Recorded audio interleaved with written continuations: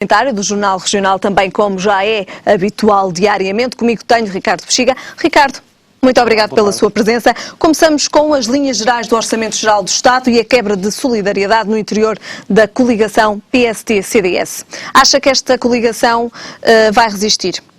Eu tenho dúvidas que vai resistir e, sobretudo, tenho dúvidas que os portugueses consigam resistir às políticas desta coligação. Esta semana é, de facto, no seu contexto global, marcado pela apresentação das linhas gerais do novo orçamento. Essas linhas gerais do orçamento traduzem uma situação de mais austeridade, mas, sobretudo, traduzem uma insensibilidade social deste governo para as grandes injustiças que, neste momento, tudo aquilo que é a gestão orçamental do Estado está a trazer para a sociedade portuguesa. O vice-presidente do CDS-PP, José Manuel Rodrigues, defendeu negociações com o PSD sobre o Orçamento do Estado para 2013 no sentido de melhorar as medidas fiscais e sociais. Bom, eu penso que o interesse nacional exige de todos os partidos um grande esforço negocial. Mas, como disse, por exemplo, o secretário-geral do Partido Socialista, há uma linha onde é impossível partidos que defendem alternativas passarem. E eu penso que, neste momento, houve um erro estratégico do Governo na medida em que apresentou as medidas antes de as negociar, não só com as outras forças partidárias, mas também com as forças sociais nacionais, que todas elas vieram naturalmente dizer que não tinham sido ouvidas e que, sobretudo, não concordam com as soluções. Aliás, Paulo Portas também ainda não se manifestou perante estas novas medidas de austeridade. É muito estranha a ausência de Paulo Portas. E eu acho que esse será, digamos assim, a pedra de toque daquilo que se vai passar no curtíssimo prazo na vida política portuguesa, porque a confiança foi quebrada. E esse é o grande problema num país com as dificuldades económicas e sociais que atravessamos. Quando a confiança é quebrada, é muito difícil a população resistir e responder às dificuldades que tem pela frente. No entanto, o PSD garante que não há qualquer tipo de discordância entre PSD e CDS-PP. Vamos ver. Não acredita que seja assim? Não acredito. Aliás, Paulo Portas mede todos os passos políticos que dá. Não é por acaso que tem estado ausente em parte incerta. Não é por acaso que não apareceu junto de Passos Coelho a dar a solidariedade a estas medidas, que são até uma violação daquilo que está no programa do Governo. Acha que não estamos, de facto, no bom caminho? Bom, eu acho que não estamos no bom caminho, por um lado porque a austeridade demonstra que não está a ser a solução certa para resolver os problemas que nós temos, não só do ponto de vista orçamental, mas do ponto de vista económico, sendo que eu entendo que a gestão de um país não é igual à gestão de um país, de uma empresa. E, portanto, eu não posso trabalhar só com variáveis financeiras e económicas, eu tenho de trabalhar com outras áreas, designadamente com áreas sociais, com áreas de justiça e de equidade, que este Governo se mostra totalmente insensível para gerir. Ricardo, há pouco tempo, durante esta tarde, Pedro Passos Coelho esteve bem perto de nós, aqui ao lado, em Vila do Conde, com, digamos assim, à chegada com bastantes protestos. Isto é, de facto, o reflexo da insatisfação dos portugueses perante estas novas medidas de austeridade? Eu acho que as pessoas sentem claramente, digamos assim, sentem-se ultrapassadas na sua capacidade de resistir a estas medidas e, como disse, não só as medidas, mas também a forma como as medidas foram apresentadas, quebraram a confiança, quebraram a paz social, quebraram alguma esperança que as pessoas tinham em que este Governo fosse capaz de levar o país no bom caminho. E, portanto, a sua forma mais natural de manifestar é essa. Eu não defendo, de facto, manifestações violentas, entendo que as pessoas têm direito de se manifestar de uma forma pacífica e, portanto, eu penso que não só estas manifestações, mas também as manifestações que estão marcadas para amanhã em todo o país, vão representar um cartão vermelho a este Governo. Como é que acha que Pedro Passos Coelho deverá reagir a estas manifestações e também, digamos assim, amanhã às manifestações que estão programadas, quer para Porto, quer para Lisboa? Eu penso que ele tem que repensar a estratégia. Embora ontem a intervenção sob a forma de entrevista que ele fez ao país, a meu ver, correu muito mal. E correu muito mal porque ele não mostra capacidade de encontrar um outro caminho e, sobretudo, mostra uma falta de preparação do ponto de vista técnico na explicação das medidas, que me deixa um bocadinho assustado, porque só alguém que está muito certo, só alguém que fez uma análise custo-benefício das medidas desta gravidade pode nos dar confiança de que estamos no bom caminho.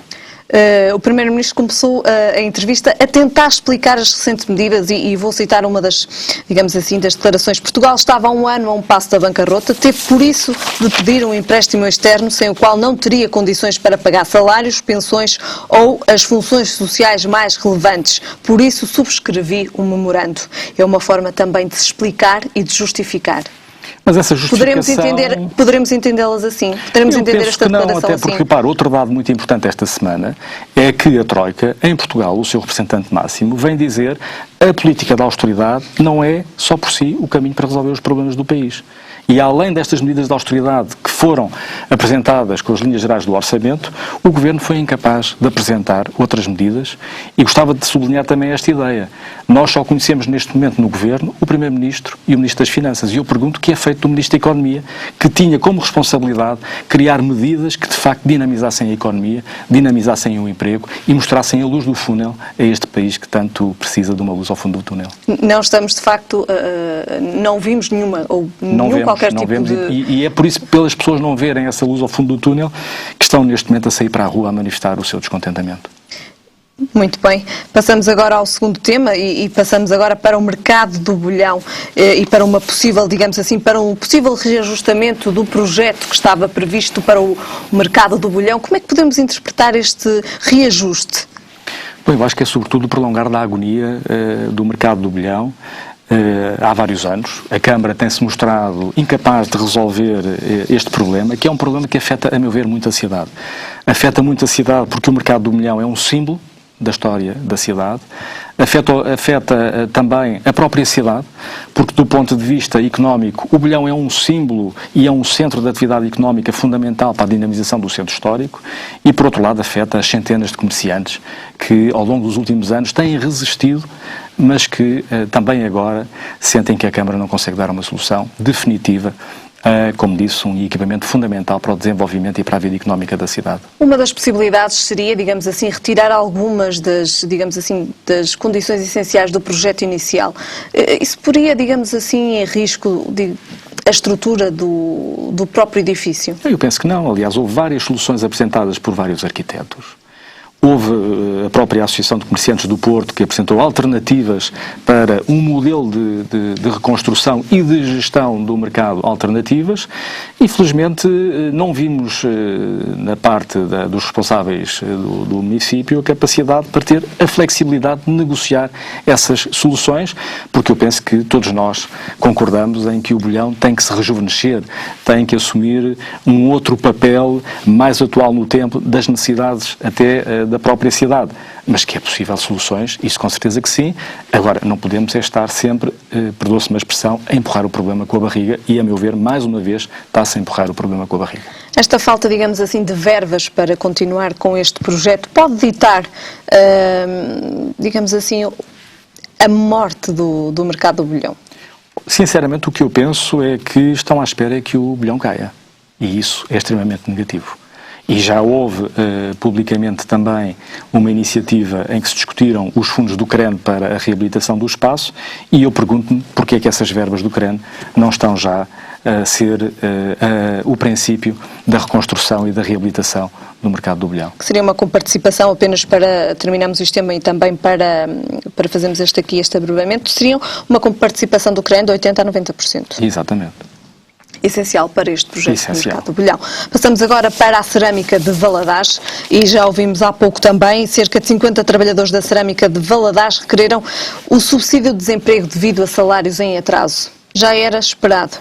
Esta situação já era esperada, também já é uma situação que se arrasta há algum tempo. É possível que quem tenha uma informação mais detalhada sobre o processo prevesse já esta situação. Eu confesso que tinha esperança que houvesse uma saída para a cerâmica de Valadares, que tem uma marca, que tem também uma força económica em Vila Nova de Gaia e na área metropolitana do Porto muito grande e, portanto, vejo com estranheza que esta situação tenha corrido mal. Porque o Governo, a Câmara Municipal, todos os agentes que de alguma forma têm responsabilidades na dinamização da atividade económica do país deviam ter protegido a cerâmica de Valadares, e a questão que eu coloco é que medidas é que o Estado tomou para apoiar todos aqueles trabalhadores que lutaram dia e noite pela preservação dos seus postos de trabalho. Estava em situação de layoff. No entanto... O que é curioso é que os trabalhadores saem da situação de layoff porque a administração não estava a cumprir os requisitos mínimos. Foi a Segurança Social, aliás, que confirmou a situação. E aqui coloca duas questões que eu gostava de sublinhar. Sim. A primeira é que nós vemos os empresários a aproveitarem, muitos empresários infelizmente a apresentarem estas situações de dificuldade financeira para abandonarem os negócios mal geridos e fugirem das responsabilidades que deviam de assumir enquanto administradores e enquanto acionistas. A segunda grande questão é que, de facto, fica a dúvida se o setor privado, se os empresários privados têm a capacidade de, só por si, sozinhos, conseguirem dinamizar a atividade do país. E eu tenho muitas dúvidas. Tem dúvidas? Acha que é quase impossível isso conseguir acontecer? Eu penso que é quase impossível por duas ordens de razão. Em primeiro lugar, nós somos muito bons a fazer, mas somos maus a gerir. E, em segundo lugar, não temos dimensão, nem temos a capacidade de dar o salto para uma nova postura dos empresários, capazes de inovar, capazes de conhecer novos mercados e capazes de ultrapassar formas de fazer que já estão desatualizadas no quadro económico mundial. Só para terminar, acha que a empresa se arrependeu de ter decretado o layoff?